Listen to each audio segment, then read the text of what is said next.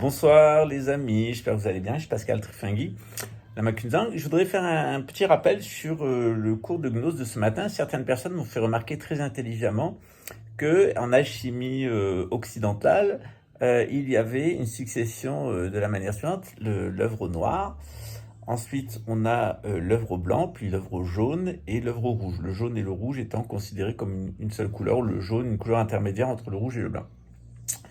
Alors ça, c'est pour l'alchimie matérialiste. C'est-à-dire dans l'alchimie matérialiste qui vise à produire de la chimie, des procédés chimiques, effectivement, on va procéder dans ce sens. Et c'est d'ailleurs sur cette base que va se créer l'erreur cartésienne, puisque petit à petit, on abandonne la vision scolastique et on va prendre cette vision alchimique avec cette succession.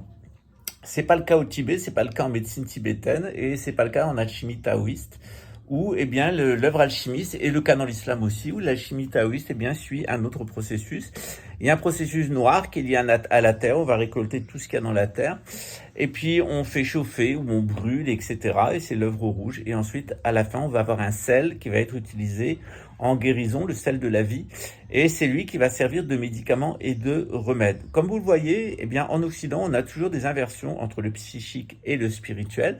Alors bien entendu, on peut polémiquer sans fin sur qu'est-ce qu'est la vraie alchimie. Est-ce que c'est l'alchimie matérialiste qui vise à obtenir eh bien, des résultats matériels ou l'alchimie spirituelle qui vise à obtenir des résultats spirituels. Évidemment, tout autant que ça soit une inversion, mais je pense que c'est plutôt les alchimistes occidentaux qui sont dans l'inversion, eh bien, effectivement, elle était volontaire de ma part, elle n'était pas du tout le fruit du hasard. Je renvoie d'ailleurs à quelques notes de René Guénon, dont je vous mettrai le lien en dessous.